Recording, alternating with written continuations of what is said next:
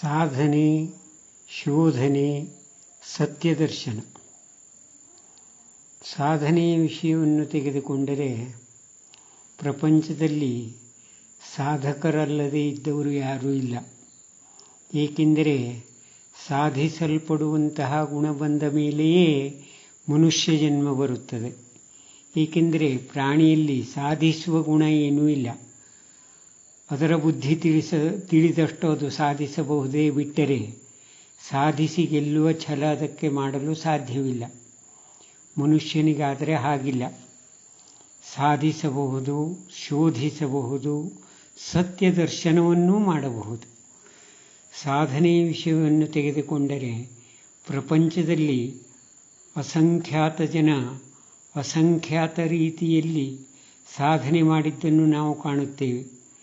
ವಿಜ್ಞಾನದ ಮುಖ ಒಂದು ಕಡೆಯಾದರೆ ನಾನಾ ರೀತಿಯ ಮುಖಗಳಿಂದ ಸಾಧನೆಯನ್ನು ಮಾಡಿದವರನ್ನು ನಾವು ಕಾಣುತ್ತೇವೆ. ಹೀಗೆ ಸಾಧನೆಯನ್ನು ಮಾಡುತ್ತಾ ಅವರು ಪ್ರಪಂಚಕ್ಕೆ ಒಂದು ಹಂತದ ಕೊಡುಗೆಯನ್ನು ಕೊಟ್ಟಿದ್ದಾರೆ. ಸತ್ಯ. ತಮಗೇನು ಪಡೆದುಕೊಂಡಿದ್ದಾರೋ ಗೊತ್ತಿಲ್ಲ.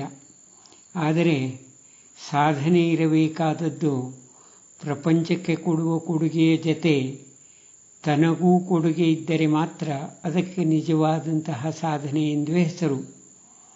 ಸಾಧನೆ ಬಲಗೊಳ್ಳಬೇಕಿದ್ದರೆ, ಪೂರ್ಣಗೊಳ್ಳಬೇಕಿದ್ದರೆ ಅಥವಾ ನಿಜವಾದಂತಹ ಸಾಧನೆ ಎಂದರೆ ಅದರಲ್ಲಿ ಶೋಧನೆ ಇಲ್ಲದೆ ಸಾಧ್ಯವಿಲ್ಲ.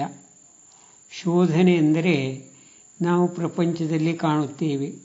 ಎಷ್ಟೋ ಜನ ವಿಜ್ಞಾನಿಗಳು ರೋಗಕ್ಕೆ ಔಷಧಿಯನ್ನು ಶೋಧನೆ ಮಾಡಿ ಕಂಡುಹಿಡಿದಿರುತ್ತಾರೆ. ಈಗ ನಾವು ಉಪಕರಣಗಳನ್ನು ಅನೇಕ ವೈಜ್ಞಾನಿಕ ಉಪಕರಣಗಳನ್ನು ಬಳಸುತ್ತೇವೆ.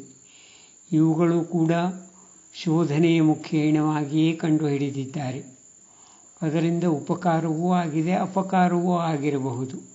ಅದು ಬೇರೆ ಮಾತು. ಆದರೆ ಸಾಧನೆ ಎಂದರೆ ಜೀವನದಲ್ಲಿ ಹೊರ ಪ್ರಪಂಚದ ಮುಖದ ಒಂದು ಸಾಧನೆ. ಅದು ಹೇಗಿದೆ ಎಂದರೆ ಪ್ರಪಂಚದಲ್ಲಿ ಅತ್ಯಂತ ಬಡವನಾದವನು ದುಡಿದು ತನ್ನ ಬುದ್ಧಿಯಿಂದ ಶ್ರೀಮಂತನಾದರೆ ಅದೊಂದು ರೀತಿಯ ಸಾಧನೆ. ಹಾಗೆಂದು ಅದೇ ಅಂತಿಮವಾದಂತಹ ಸಾಧನೆ ಎಂದು ಹೇಳಲಾಗದು. ಇನ್ನಲ್ಲದೆ ಪ್ರಪಂಚದಲ್ಲಿ ಇನ್ನೂ ಸಾಧಿಸಬೇಕೆನ್ನುವಂತಹ ಛಲ ಇದ್ದು ಅನೇಕ ರೀತಿಯ ಸಾಧನೆಯನ್ನು ಮಾಡುವವರನ್ನು ನಾವು ಕಾಣುತ್ತೇವೆ. ಆ ಸಾಧನೆಗಳೆಲ್ಲ ಹೊರ ಪ್ರಪಂಚಕ್ಕೆ ಮಾತ್ರ ಸೀಮಿತವಾದದ್ದು. ಏಕೆಂದರೆ ಅವರು ಕೊಟ್ಟ ಕೊಡುಗೆ ಎಷ್ಟು ದಿನ ಬೆಲೆಯನ್ನು ಇಟ್ಟುಕೊಳ್ಳುವುದು ಎಂದು ಹೇಳಲು ಸಾಧ್ಯವಿಲ್ಲ. ಆದರೆ ನಿಜವಾದಂತಹ ಸಾಧನೆ ಎಂದರೆ ತನ್ನೊಳಗೆ ತಾನು ಶೋಧಿಸುವಂತಹ ಸಾಧನೆ ಏನಿದೆಯೋ ಇದಕ್ಕೆ ನಿಜವಾದಂತಹ ಸಾಧನೆ ಎಂದು ಹೆಸರು. ಏಕೆಂದರೆ ಪ್ರಪಂಚದಲ್ಲಿ ನಾವು ಕಾಣುವ ಹಾಗೆ ವೇದಾಂತ ಸಾಹಿತ್ಯ, ಪಾರಮಾರ್ಥಿಕ ಸಾಹಿತ್ಯ ಅಥವಾ ಭಕ್ತಿ ಸಾಹಿತ್ಯ ಕೊಟ್ಟ ಕೊಡುಗೆ ಮನುಷ್ಯನ ಜೀವನವನ್ನೇ ಉದ್ಧಾರ ಮಾಡಿದ್ದನ್ನು ನಾವು ಕಾಣುತ್ತೇವೆ. ಪ್ರಪಂಚದಿಂದ ಬಂದಂತಹ ಸಾಧನೆ, ಶೋಧನೆಗಳು ಮನುಷ್ಯ ಜನ್ಮವನ್ನು, ಮನುಷ್ಯನನ್ನು ಉದ್ಧಾರದ ಕಡೆ ಒಯ್ದಂತಹ ಮಾತನ್ನು ನಾವಂತೂ ಕಾಣಲಾರೆವು. ಅಂದಾಗ ವೇದಾಂತ ಸಾಹಿತ್ಯದ ಅಥವಾ ಪಾರಮಾರ್ಥಿಕ ಸಾಹಿತ್ಯದ, ಭಕ್ತಿ ಸಾಹಿತ್ಯದ ಅಥವಾ ಭಕ್ತಿ ಮಾರ್ಗದ ಈ ಏನು ಉಪದೇಶಗಳಿದೆಯೋ ಇದು ಮನುಷ್ಯ ಜನ್ಮವನ್ನು ಸಾರ್ಥಕಗೊಳಿಸಲು, ಮನುಷ್ಯ ಜನ್ಮದ ಸಾಧನೆಯನ್ನು ಪೂರ್ಣಗೊಳಿಸಲು ಮತ್ತು ಮನುಷ್ಯ ಜನ್ಮದ ಶೋಧನೆಯನ್ನು ಮಾಡಿಕೊಡಲು ಹುಟ್ಟಿದಂತೆ ಕಾಣುತ್ತದೆ. ಅದಕ್ಕೆಂದೇ ಇವತ್ತಿಗೂ ಅವು ಜಗತ್ತಿನಲ್ಲಿ ಬೆಲೆಯನ್ನು ಕಳೆದುಕೊಳ್ಳಲಿಲ್ಲ. ಹೀಗಿರುವ ಸಂದರ್ಭದಲ್ಲಿ ಪ್ರಪಂಚವನ್ನು ನಾವು ಮಾಡುವುದೇನೋ ಸರಿ. ಪ್ರಪಂಚವನ್ನು ಬಿಡಲಿಕ್ಕೆ ಯಾರಿಂದಲೂ ಸಾಧ್ಯ ಇಲ್ಲ. ಪ್ರಪಂಚ ಬಿಡುವುದು ಎಂದರೆ ಜೀವ ಬಿಡುವುದು ಎಂದೇ ಹೇಳಬಹುದು. ಏಕೆಂದರೆ ಅದಲ್ಲದೆ ಪ್ರಪಂಚದಿಂದ ನಮಗೆ ಮುಕ್ತಿ ಇಲ್ಲ. ನಾನು ಕಾಶಿಗೆ ಹೋದರೂ ಪ್ರಪಂಚ ಇದೆ, ಹಿಮಾಲಯಕ್ಕೆ ಹೋದರೂ ಪ್ರಪಂಚ ಇದೆ, ವಿದೇಶಕ್ಕೆ ಹೋದರೂ ಪ್ರಪಂಚ ಇದೆ. ಎಲ್ಲಿ ಹೋದರೂ ಪ್ರಪಂಚ ನಮ್ಮನ್ನು ಬಿಡಲಾರದು. ನಾನು ಕೂಡ ಪ್ರಪಂಚವನ್ನು ಬಿಡಲಾರೆ. ಹೀಗಿರುವಂತಹ ಸ್ಥಿತಿಯಲ್ಲಿ ಪ್ರಪಂಚವನ್ನು ಬಿಟ್ಟು ಮಾಡುವ ಸಾಧನೆ ಇದು ಎಂದು ಯಾರೂ ಭಾವಿಸಬಾರದು. ಪ್ರಪಂಚವನ್ನು ಬಿಡಲೂ ಸಾಧ್ಯವಿಲ್ಲ. ಏಕೆಂದರೆ ದೇಹ ಮಾತ್ರರಾಗಿರುವಾಗ ಇದರ ಅವಶ್ಯಕತೆಗಳು ಏನು ಎಂಬುದು ಎಲ್ಲವರಿಗೂ ಚೆನ್ನಾಗಿಯೇ ಗೊತ್ತಿದೆ. ಇದಕ್ಕೆ ಬೇಕಾದಂಥ ಆಹಾರ, ನೀರು, ಗಾಳಿ ಇವುಗಳನ್ನು ಒದಗಿಸದೇ ಇದ್ದರೆ ಸಾಧ್ಯವಿದ್ದೀತೆ? ಆದ್ದರಿಂದ ಪ್ರಪಂಚವನ್ನು ಬಿಡುವ ಮಾತು ದೂರವೇ ಉಳಿಯಿತು. ಪ್ರಪಂಚದಲ್ಲಿ ಸಾಧಿಸುವಂತಹ ರೀತಿ ಹೇಗಿದೆ ಎಂದರೆ, ತನಗೆ ಎಷ್ಟು ಬೇಕೋ ಅಷ್ಟನ್ನು ಚೆನ್ನಾಗಿ ಇಟ್ಟುಕೊಳ್ಳುವುದು ಮತ್ತು ಗಳಿಸುವುದು. ಹೀಗಿದ್ದಾಗ ಮಾತ್ರ ಪ್ರಪಂಚದಲ್ಲಿ ಅದನ್ನು ಒಂದು ಸಾಧನೆ ಎಂದು ಹೇಳುತ್ತಾರೆ. ಹೇರಳವಾಗಿ ಗಳಿಸಿ ದುಃಖ ತಂದುಕೊಳ್ಳುವುದಕ್ಕೆ ಸಾಧನೆ ಎಂದು ಯಾರೂ ಹೇಳುವುದಿಲ್ಲ. ಇನ್ನು ಅಂತರಂಗದ ಶೋಧನೆಯೇ ವಿಷಯ. ಇದು ನಿಜವಾದಂತಹ ಸಾಧನೆ. ಏಕೆಂದರೆ ಪ್ರಪಂಚದಲ್ಲಿ ಹುಟ್ಟಿ ಬಂದಂತಹ ಒಂದು ಏನು ಸ್ಥಿತಿಗತಿ ಇದೆಯೋ ಇದರ ಮೂಲಾರ್ಥವು ನಮಗೆ ತಿಳಿದಿಲ್ಲ. ಏಕೆಂದರೆ ನಾವು ಈಗ ಪೂರ್ಣ ಎಚ್ಚರವಾದಂತಹ ಸ್ಥಿತಿಯಲ್ಲಿ ಇಲ್ಲ. ಪ್ರಪಂಚದಲ್ಲಿದ್ದೇವೇನೋ ಸರಿ, ಎಚ್ಚರ, ನಿದ್ದೆ, ಸ್ವಪ್ನ ಎನ್ನುವಂತಹ ಅವಸ್ಥಾತ್ರಯಗಳಿಗೆ ಒಳಗಾಗುವುದೂ ಹೌದು. ಆದರೆ ಈ ಎಚ್ಚರವೂ ಕೂಡ ಪೂರ್ಣ ಎಚ್ಚರ ಅಲ್ಲ. ಇದಕ್ಕೆ ಅರೆ ಎಚ್ಚರ ಎಂದು ಕರೆಯಬೇಕಾಗುವುದು. ಏಕೆಂದರೆ ಇಲ್ಲಿ ನಮಗೆ ಕೆಲವೊಂದು ಸಂಗತಿಗಳು ತಿಳಿದು ಬರುವುದು, ಕೆಲವೊಂದು ಸಂಗತಿಗಳು ತಿಳಿದು ಬರುವುದಿಲ್ಲ. ಅಂದಾಗ ಇದನ್ನು ಪೂರ್ಣ ಎಚ್ಚರ ಎಂದು ಹೇಗೆ ಹೇಳಲು ಸಾಧ್ಯ? ಈಗ ಸ್ವಪ್ನಾವಸ್ಥೆಯಲ್ಲೇ ನಾವು ಕಾಣುತ್ತೇವೆ. ಒಬ್ಬನು ನಿದ್ದೆ ಮಾಡುತ್ತಿದ್ದವನು ಇದ್ದಾನೆ. ಅದನ್ನೇ ಮನಸ್ಸು ಎಂದು ಹೇಳೋಣ. ಆದರೆ ಎಚ್ಚರಗೊಂಡಂತಹ ಒಂದು ಮನಸ್ಸು ಕೂಡ ಅಲ್ಲಿದೆ. ಅದು ಮನಸ್ಸೇ ವಿಭಾಗವಾಗಿ ತನಗೆ ಬೇಕಾದ ಉಪಕರಣಗಳನ್ನೆಲ್ಲ ಸಿದ್ಧಪಡಿಸಿಕೊಂಡು, ತನಗೆ ಬೇಕಾದಂತಹ ಬೆಳಕನ್ನು ಕೂಡ ಸಿದ್ಧಪಡಿಸಿಕೊಂಡು ಸ್ವಪ್ನ ಜಗತ್ತನ್ನು ಸೃಷ್ಟಿಸಿಕೊಳ್ಳುವುದು. ಮತ್ತು ಆ ನಿದ್ದೆ ಮಾಡುತ್ತಿದ್ದವನನ್ನು ಕೂಡ ಅದು ಅರಿಯದು. ಏಕೆಂದರೆ ಮನಸ್ಸು ಇಬ್ಬಾಗವಾಗಿರುವುದು. ಎಚ್ಚರ ಆದ ಮೇಲೆ ಒಂದಷ್ಟು ಸ್ವಪ್ನಗಳು ನೆನಪಿನಲ್ಲಿ ಇರಬಹುದು, ಒಂದಷ್ಟು ಸ್ವಪ್ನಗಳು ನೆನಪಿನಲ್ಲಿ ಇಲ್ಲದೇ ಇರಬಹುದು. ಅಂದಾಗ ಆ ಏನು ಸ್ವಪ್ನದಲ್ಲಿ ಅರೆ ಎಚ್ಚರದಲ್ಲಿ ಎಲ್ಲವನ್ನೂ ಕಾಣುತ್ತೇವೋ ಹಾಗೆಯೇ ಈ ಎಚ್ಚರವೂ ಕೂಡ ಇನ್ನು ನಿದ್ರಾವಸ್ಥೆಯಲ್ಲಿ ಮನಸ್ಸು ಅಡಗಿದಂತಹ ಸ್ಥಿತಿ ಸರಿ. ಆದರೆ ಅಲ್ಲಿಯೂ ಏನೋ ಒಂದು ಒಳ ಎಚ್ಚರ ಇರಲೇಬೇಕು. ಏಕೆಂದರೆ ಎಚ್ಚರವಾಗುವ ಸ್ಥಿತಿ ಬಂದಾಗ ಸಂಪೂರ್ಣವಾಗಿ ಈ ಅರೆ ಎಚ್ಚರದಲ್ಲಿ ನಾನು ಏನಾಗಿದ್ದೇನೋ ಅವನಾಗಿಯೇ ನಾನು ಹೇಳುತ್ತೇನೆ.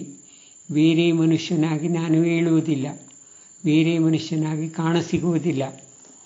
ಅದಲ್ಲದೆ ಈಗ ಆಡುವಾದಂಥ ನಿದ್ದೆಯಲ್ಲಿಯೂ ಕೂಡ ನನ್ನ ನಾಮರೂಪಾತ್ಮಕಗಳಿಗೆ ಸಂಬಂಧಪಟ್ಟಂತಹ ನಾಮವನ್ನು ಹಿಡಿದು ಕರೆದಾಗ ಅಥವಾ ನನ್ನ ಹೆಸರನ್ನು ಹಿಡಿದು ಜೋರಾಗಿ ಕರೆದಾಗ ಓ ಎಂದು ನಾನು ಎಚ್ಚರಗೊಂಡು ಅವರೆಡೆಗೆ ಹೋಗುತ್ತೇನೆ. ಅಂದಾಗ ನಾನು ಈ ಎಚ್ಚರದ ಸ್ಥಿತಿಯಲ್ಲಿ ಏನು ಇದ್ದೇನೋ ಅವನನ್ನು ನಾನು ನಿದ್ದೆಯಲ್ಲಿ ಕಳೆದುಕೊಳ್ಳಲಿಲ್ಲ, ಸ್ವಪ್ನದಲ್ಲಿಯೂ ಕಳೆದುಕೊಳ್ಳಲಿಲ್ಲ.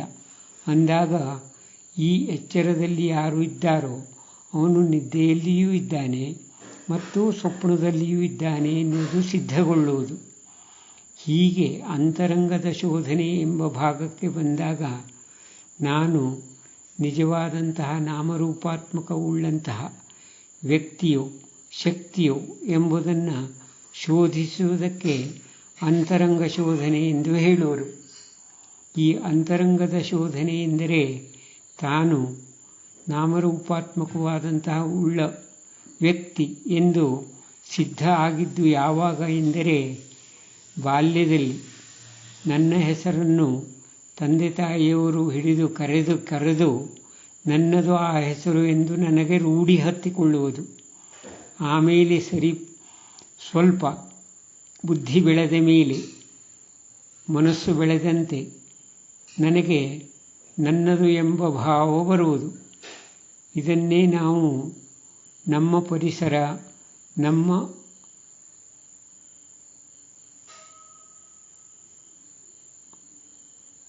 ಆ ಪರಿಸರದಿಂದಲಾಗಿ ನಾನು ಇಂಥವನಿದ್ದೇನೆ ಎಂಬಂತಹ ಭಾವವನ್ನು ತಳೆಯುತ್ತೇನೆ. ಲಿಂಗ ಶರೀರದ ಭಾವನೆಯೂ ಕೂಡ ಬಾಲ್ಯಾವಸ್ಥೆಯಲ್ಲಿ ಇಲ್ಲ, ಬೆಳೆದಂತೆ ಬರುವಂತಹ ಭಾವ. ಅಂದಾಗ ಶೋಧನೆಯ ಭಾಗಕ್ಕೆ ಬಂದಾಗ ಆಂತರ್ಯದಲ್ಲಿ ಶೋಧನೆ ಮಾಡಬೇಕಾದ ಸಂಗತಿ ಯಾವುದೆಂದರೆ, ತಾನು ನಾಮರೂಪಾತ್ಮಕವುಳ್ಳಂತಹ ವ್ಯಕ್ತಿ ಹೌದೋ ಅಥವಾ ಅಲ್ಲವೋ ಎಂಬುದನ್ನು ಶೋಧಿಸಬೇಕಾಗಿದೆ.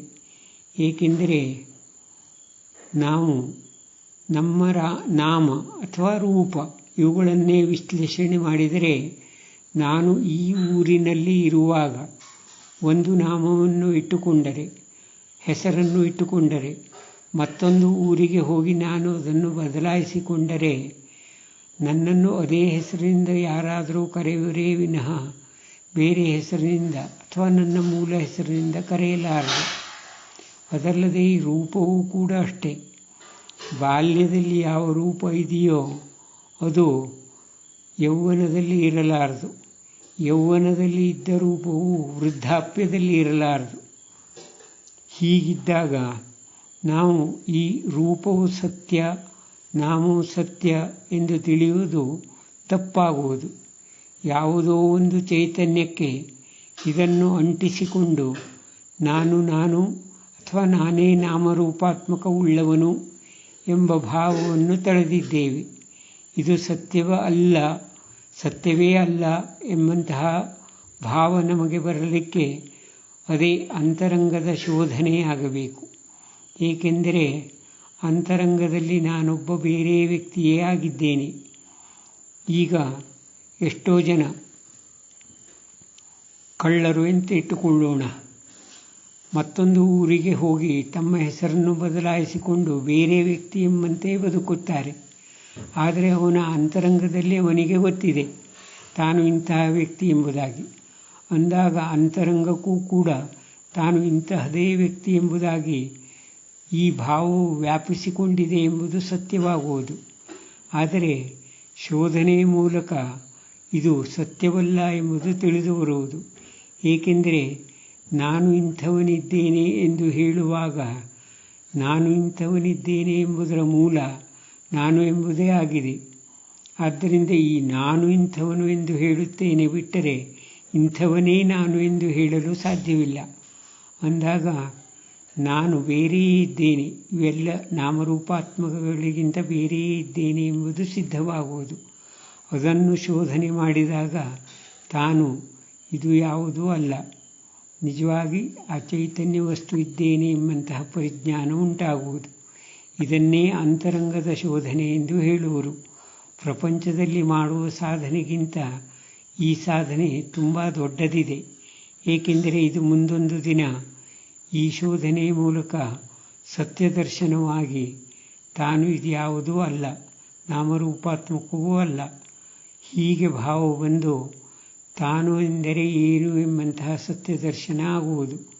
ಆ ಸತ್ಯದರ್ಶನದ ಕಡೆ ನಡೆದಾಗ ಇವೆಲ್ಲ ವ್ಯಾಪಗಳಿಂದ ಕಳಚಿಕೊಂಡು ತಾನು ತಾನೇ ಆಗಿರುವವಲ್ಲ. ಇದನ್ನೇ ವೇದಾಂತ ಶಾಸ್ತ್ರವು ಆಧ್ಯಾತ್ಮಶಾಸ್ತ್ರವು ಸಾರಿ ಹೇಳಿದೆ. ಆ ಸತ್ಯವನ್ನು ಅವರು ಹೇಳದೇ ಇದ್ದರೆ ನಮಗೆ ಗೊತ್ತಾಗುತ್ತಿರಲಿಲ್ಲ.